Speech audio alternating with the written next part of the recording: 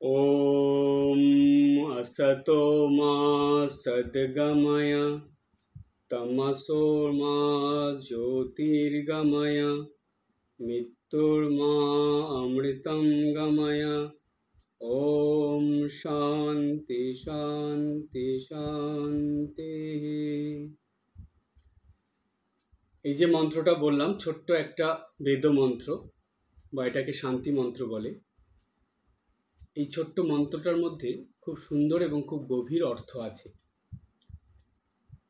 প্রথমে বলছে ওম असतो मा सद्गमय, অর্থাৎ ওম হলো ব্রহ্মের প্রতীক। ব্রহ্ম মানে ঈশ্বর বা ভগবান।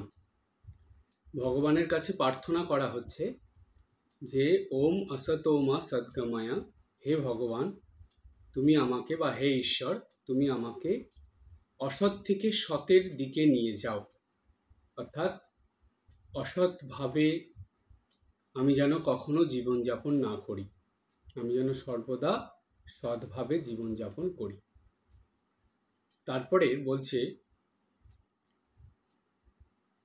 প্রথমে বলল অসতমা সদ্গময়, তারপরে বলল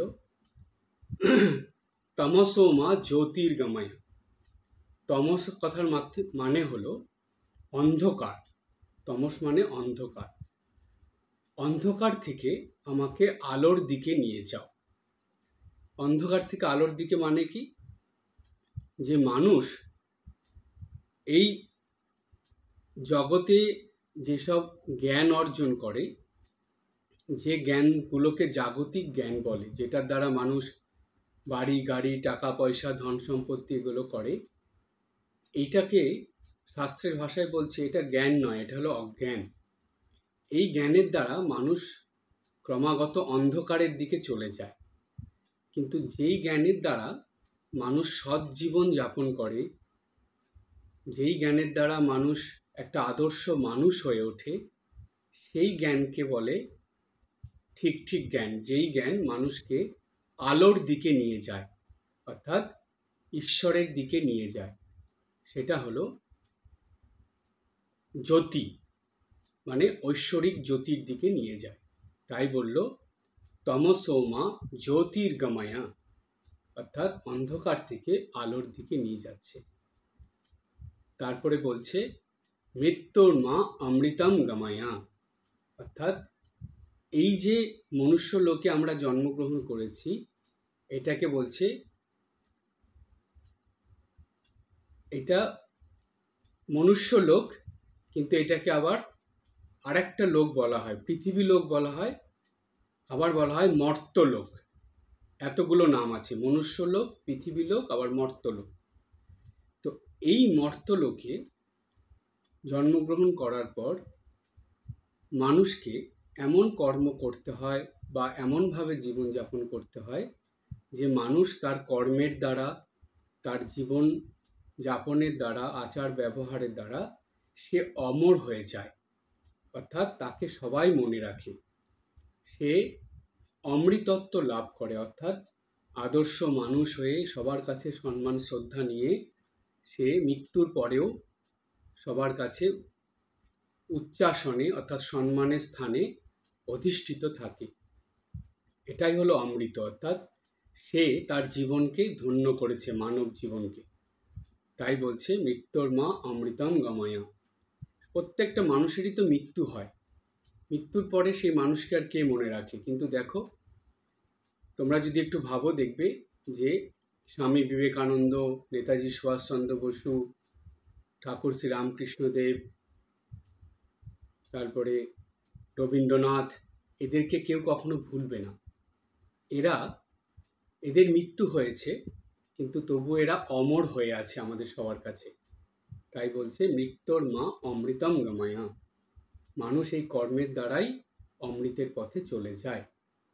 তো সেই মন্ত্রটার মানে হলো এই যে এখানে বলছে যে যেই তিনটে লাইন আমি বললাম তার অর্থ এটাই দাঁড়ালো যে মানুষকে সব সময় ভালোর দিকে, উচ্চ দিকে আদর্শ নিয়ে সত্য পথে বা সৎ পথে জীবনযাপন করতে হবে।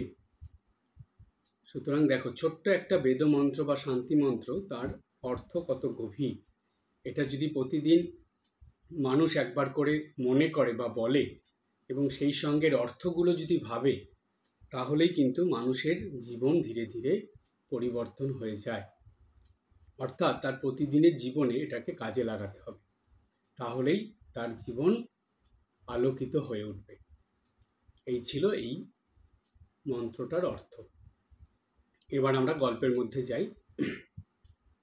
দেখবে তোমরা বন্ধুদের মধ্যে আছে, তোমাদের বন্ধুদের মধ্যে, বান্ধবীদের মধ্যে, বাড়িতে দেখা যায়, সমাজে, কর্মক্ষেত্রে, বিভিন্ন জায়গায় দেখবে কিছু মানুষ দেখা যায় বা কিছু ছেলে মেয়ে দেখা যায় যারা সব জায়গায় লেটে পৌঁছায়। কখনো কোনো জায়গায় তারা সময় মতন গিয়ে উপস্থিত হতে পারে না, সব সময় লেট। যখন স্কুলে যাচ্ছে লেট, খেলতে যাচ্ছে লেটে, পড়তে যাচ্ছে সেইখানেও লেটে যাচ্ছে, মানে কোনো জায়গায় সে সময় মতন গিয়ে পৌঁছতে পারে না। এরা দু রকমের হয়, একটু একরকম হয় একটু অলস প্রকৃতির, অলস থাকে, তারা সহজে কিছু করতে চায় না, ভীষণ কুঁড়ে হয়, তাদের সব জায়গায় দেরি হয়ে যায়, লেট হয়ে যায়, সময় মতন কিচ্ছু করতে পারে না। আর একটা কারণে হয়, তারা যাবে করবে কিন্তু ইচ্ছা করে এটা ওটা সেটা করে দেরি করে ফেলবে, সময় মতন কিছুতেই বেরোতে পারবে না।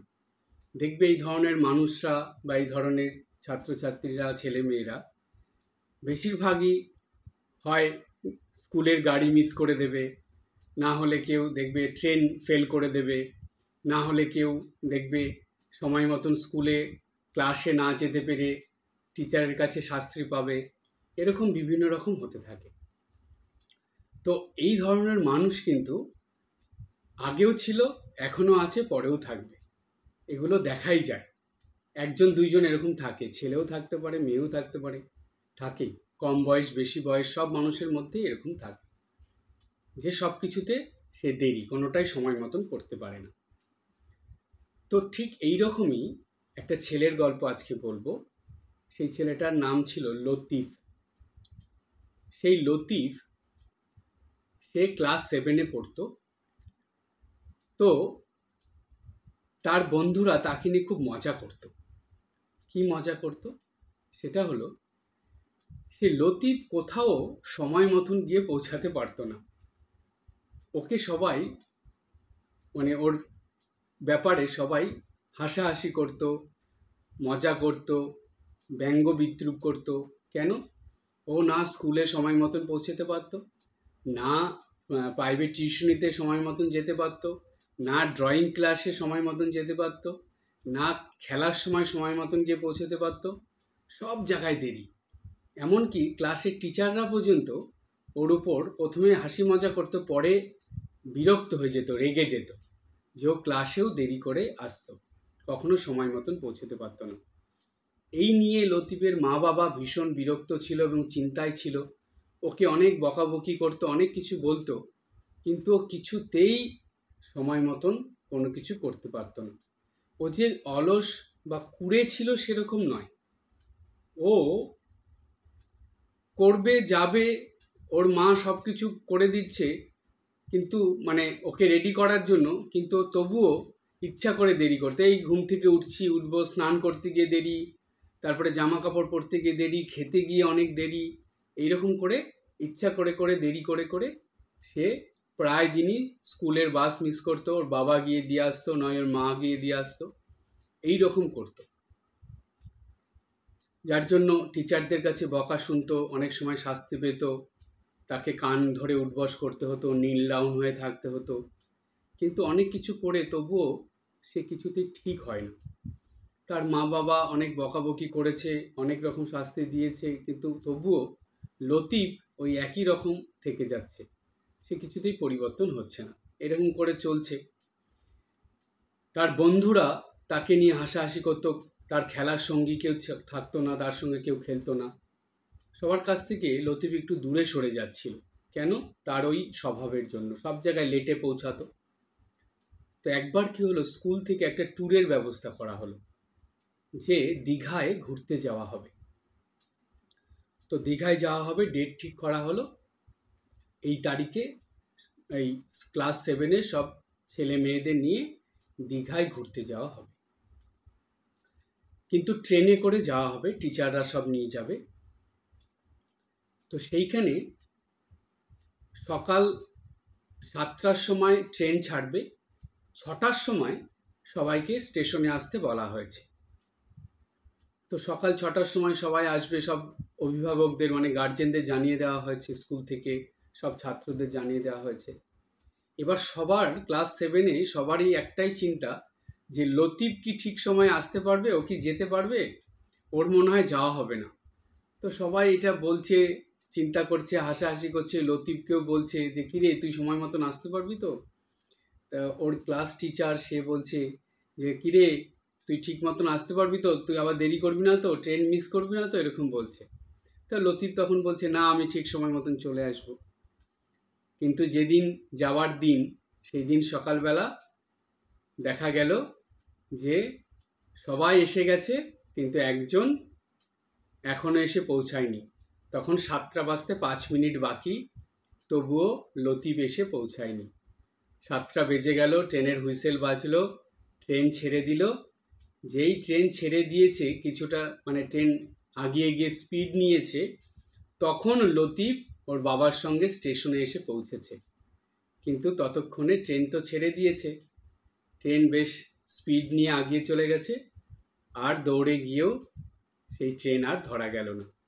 তা লতিফের আর দীঘায় যাওয়া হলো না সবার সঙ্গে।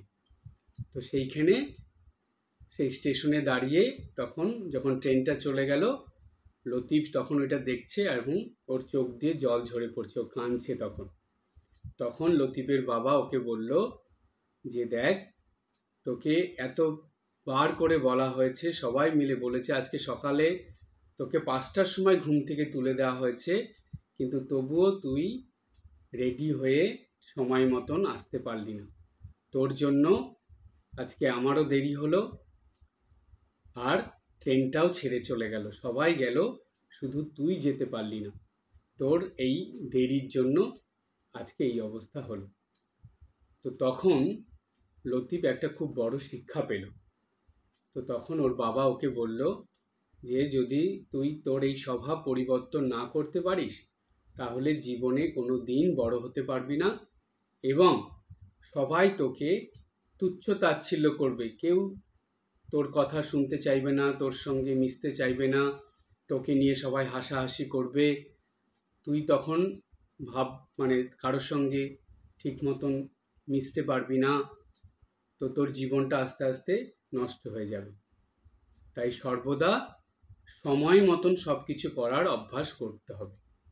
তো লতিফ ওর বাবাকে সেদিন কথা দিল যে ও আর কোনো দিন কোনো কিছুতে দেরি করবে না, ও সব কিছুই একদম সময় মতন করবে, বরঞ্চ নির্দিষ্ট সময়ের কিছুক্ষণ আগেই ও তৈরি হয়ে যাবে, স্কুলে পৌঁছে যাবে, পড়তে চলে যাবে, ড্রয়িং ক্লাসে যাবে, সব জায়গায় খেলতে চলে যাবে।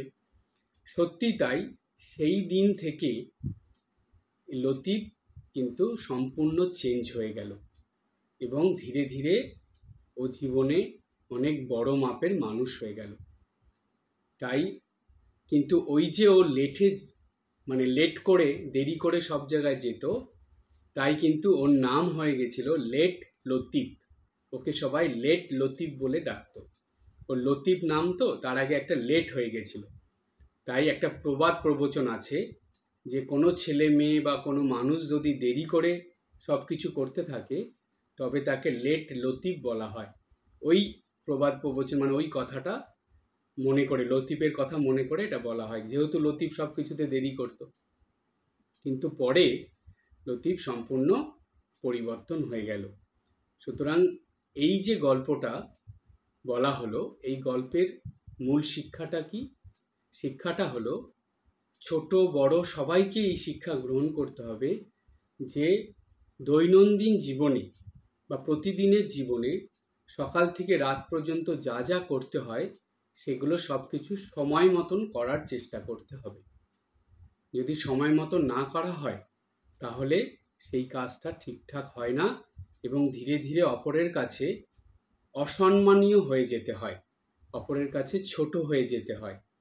তাই ছোট্ট বন্ধুরা, তোমাদের সবাইকে বলি এবং সেই সঙ্গে সবার বড়দের সবার জন্য এটা বলা যে আপনারা যেমন সকাল থেকে রাত পর্যন্ত সব কিছু সময় মতন করার অভ্যাস করবেন, ঠিক তেমনি আপনাদের ছেলে মেয়েদেরও ওরাও যাতে সব কিছু সময় মতন করে তারও অভ্যাস করাবেন। কারণ সময় মতন ছোটোর থেকেই যদি কিছু না করতে অভ্যাস হয়ে যায় তাহলে বড় হয়ে জানবেন ও কোনোদিন আদর্শ মানুষ তৈরি হতে পারবে না।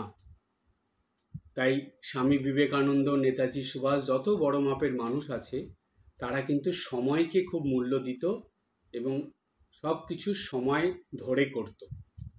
তাই এখনকার বর্তমান সময়ে ছোট ছোট ছেলে মেয়েদের থেকে শুরু করে সবারই সারাদিনে অনেক কিছু থাকে।